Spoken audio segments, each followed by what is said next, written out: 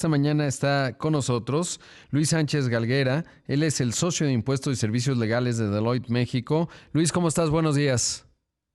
Rodrigo, buenos días. Gusto saludarte una vez más y a todo tu auditorio. Con gusto de que estés con nosotros. Y bueno, pues estamos en un año complejo, obviamente lleno de mucha volatilidad, pero desde el año pasado, pues hay un objetivo del gobierno federal, pues de la famosa consolidación fiscal, es decir, reducir el gasto y obviamente aumentar la recaudación.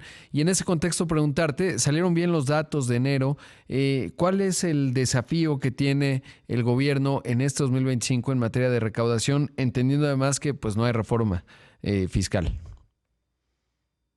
Bueno, es un elemento importante el que no ha habido reforma fiscal en los últimos años. Ese ha sido un compromiso de la administración y pareciera que esta nueva administración va a mantener esa política y efectivamente el reto es grande. Eh, ya se ha discutido aquí todo el paquete económico, ya estamos en marzo, pero los retos recaudatorios desde el punto de vista concretamente de los impuestos, pues nos parece que son grandes, ¿no? Desde el punto de vista de la inversión, del retorno en utilidades de los proyectos que la administración pública emprendió, que no necesariamente se ve que van a generar retorno importante a corto plazo, pues hacen que la presión sobre las empresas sea muy grande, ¿no? Si consideras que hay un elemento importante de economía en el lado informal o que la gente que verdaderamente contribuye a los impuestos, a los que conocemos como los cautivos, ¿no? Tanto en personas físicas como en empresas, pues a lo mejor está en el orden del 40-45%, pues hace que esa presión recaudatoria sea fuerte, sobre todo para, insisto, mantener aquellos grandes proyectos y para poder solventar el presupuesto de egresos que fue aprobado por la Cámara bueno, por el Poder Legislativo. Claro, y es que vemos que desde el sexenio pasado, pues la estrategia fue centrarse en los grandes contribuyentes. Por ejemplo, en el caso de la pandemia, si bien no hubo medidas contracíclicas, obviamente lo que ayudó a que la recaudación no cayera, pues fue este esfuerzo que empezaron en términos de grandes contribuyentes. ¿Cómo se ha experimentado en lo que va de esta administración? ¿Se ha mantenido ese foco? ¿Ha aumentado? ¿Cómo lo evalúas? La, el objetivo o el gol de la autoridad tributaria sí está siendo incrementar lo que ellos llaman la recaudación secundaria, ¿no? La que se lleva a cabo a través de los programas de fiscalización. Y estos programas de fiscalización efectivamente están dirigidos a grandes contribuyentes, en donde, pues, como bien dices, recordaremos muchos ejemplos emblemáticos que tuvimos en años anteriores, y los números de la autoridad en cuanto a resultados a través de esos programas, pues han sido muy satisfactorios. Sí se ha incrementado la recaudación por esta vía. Eh, lo que no sé es cuánto aguanta, ¿no? O sea, Ujú. qué tantas posibilidades hay de mantener esta política de a los mismos seguir revisando o auditando bajo esa directriz que de repente genera una presión muy importante y que de repente también puede llevar, ¿no? a la implementación o a la definición de criterios que no necesariamente habían prevalecido en el pasado y pues que generan eso, ¿no? Una presión recaudatoria para la autoridad y una presión de cumplimiento para el contribuyente. Pero sí, lo que vemos, contestando concretamente tu pregunta, es que esos programas siguen y que los retos y los planes que tiene el SAT para llevar a cabo estas auditorías seguirá a lo largo de este año, haciendo un especial énfasis en, en, en las auditorías a este tipo de contribuyentes. Sí, y es que además se da en un escenario que, bueno, obviamente ahorita me remonté hasta la pandemia, pero en el 2022-23, si uno revisa el ritmo de crecimiento de México, 2022 estamos hablando de 3.4%, 2023 3.2%, ya el año pasado desaceleramos a 1.2% y estamos en un ciclo pues básicamente de crecimiento cero o levemente negativo, dependiendo cómo se vea. Hoy los datos, por ejemplo, de la inversión fija bruta lo reflejan, los dos negativos al mes de diciembre, el indicador coincidente y adelantado también, los dos negativos. Entonces, no es lo mismo el esfuerzo recaudatorio en un ciclo cuando crece 3.4% o 3.2%, en donde el nearshoring y tal, y en un ciclo en el que hay un escenario muy desafiante por el tema de los aranceles, pero al mismo tiempo de bajo o casi nulo crecimiento económico. En ese sentido, pues se contrapone, ¿no? Porque por un lado el gobierno en esta coyuntura dice, oigan, pues hay que traer mucha inversión y al mismo tiempo, pues el esfuerzo recaudatorio puede restar competitividad fiscal. ¿Cómo ves esta dicotomía entre estos dos Pues factores? que es un gran reto, Rodrigo, lo defines muy bien, ¿no? Finalmente, con independencia de que pudiéramos discutir aquí teóricamente lo que podría ser una reforma fiscal que ayudara a dos cosas, ¿no? A incrementar la base gravable, a incrementar la productividad, y por otro lado, a incrementar la recaudación, que es fundamental para las finanzas públicas, pues vemos que en la coyuntura no se dan esas condiciones. Como bien dices, el nearshoring o no nearshoring, la inversión extranjera directa, pues no está llegando en las cantidades o en el ritmo que hubiéramos querido, y por lo tanto la generación de riqueza tampoco se está dando. Si no hay crecimiento económico, no hay generación de riqueza, por lo tanto no puedes incrementar la recaudación o los impuestos a la renta, eh, y entonces se hace este pequeño círculo vicioso, ¿no?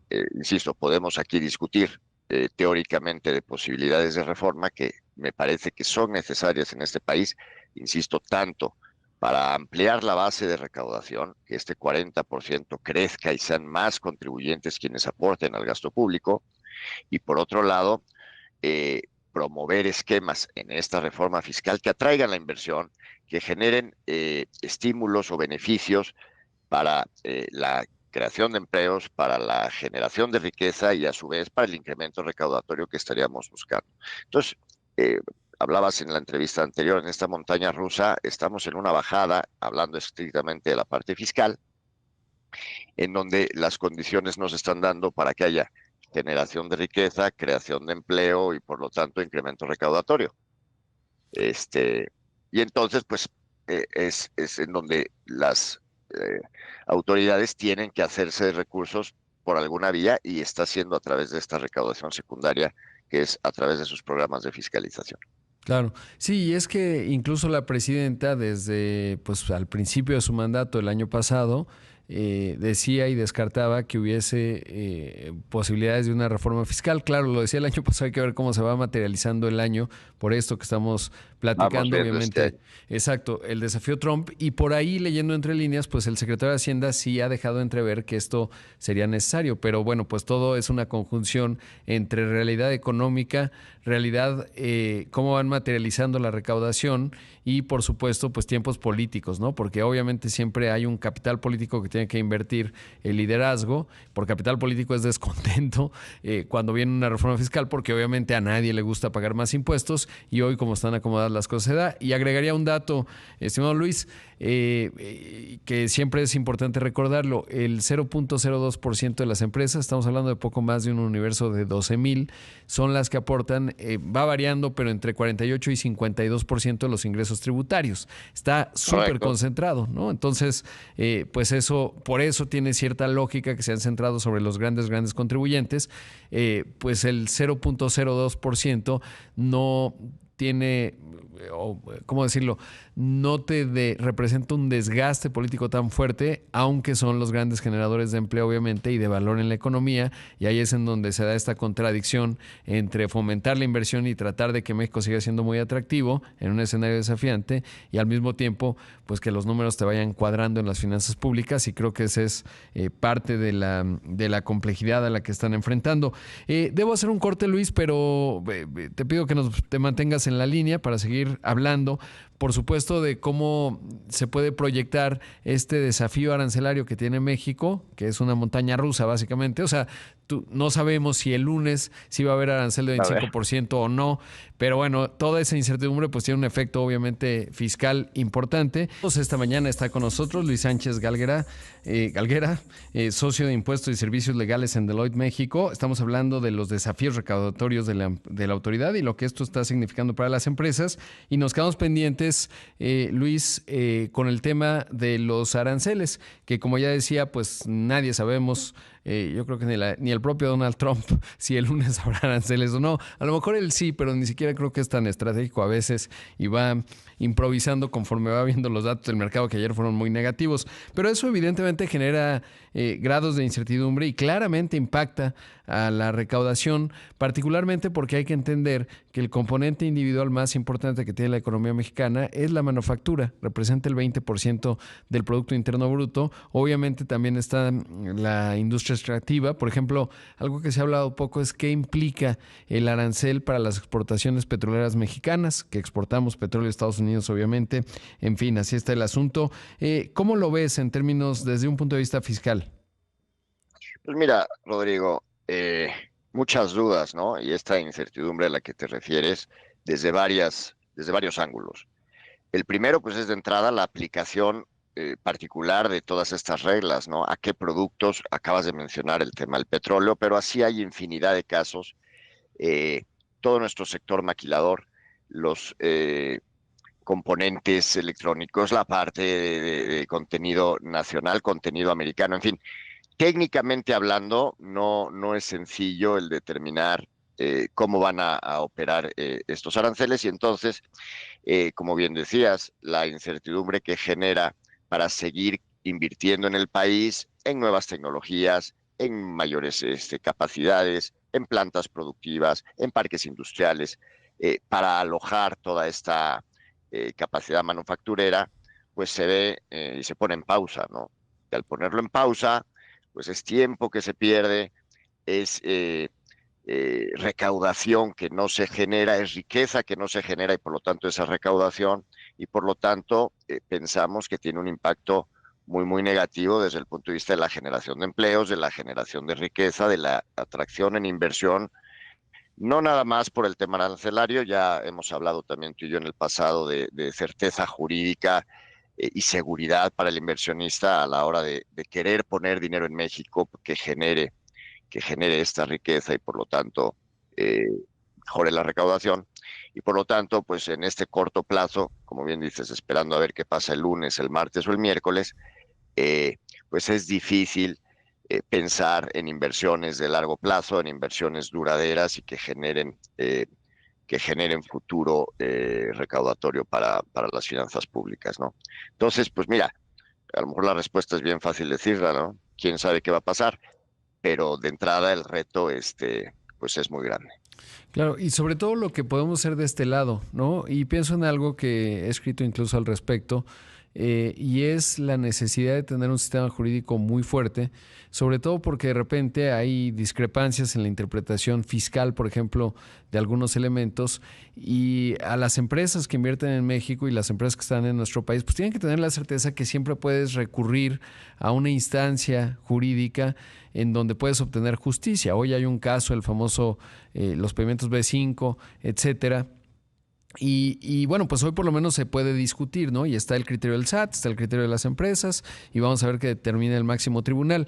Pero en un futuro y con lo que se ha aprobado en la reforma al Poder Judicial, pues ya no lo tengo tan claro. Y si ese es el caso, pues voy a invertir o van a invertir más bien pues en donde sí tienes más certeza jurídica y en donde sabes que tendrás instancias si es que en algún momento no estás de acuerdo en una interpretación fiscal, por poner un ejemplo, o en tantos flancos jurídicos que tiene una empresa cuando está desplegada en un país, etcétera, ¿no? Y creo que ahí nos podríamos autoayudar si hiciéramos las rectificaciones necesarias para que haya esta certeza jurídica, que es uno de los grandes pendientes de México, que incluso se podría agudizar más, digamos, la problemática, previsiblemente con los procesos que estamos viendo.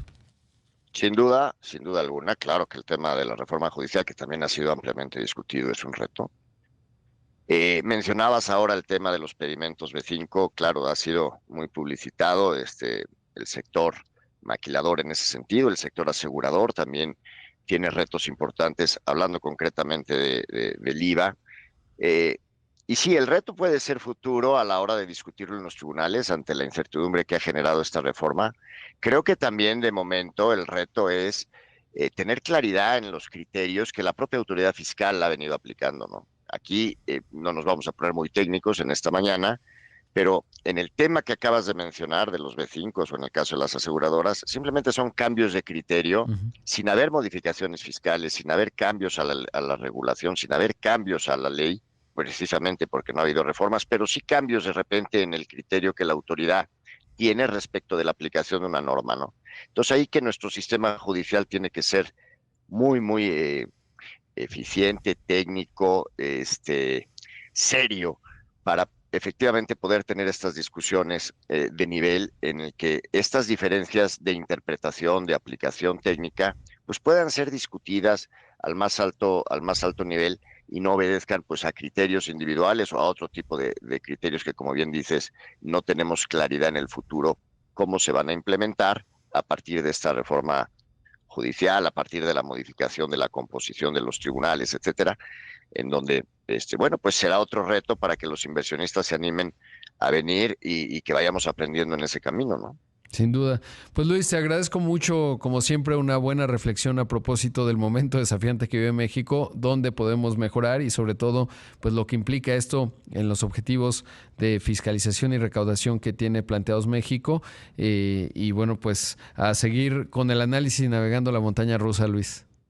Yo te agradezco a ti la invitación, como siempre un gusto estar aquí contigo y un saludo a todo tu auditorio. Muchas gracias, Rodrigo. Muchas gracias. Ahí escuchamos y vimos a Luis Sánchez Galguera. Él es socio de Impuestos y Servicios Legales en Deloitte, México. Seguimos con más.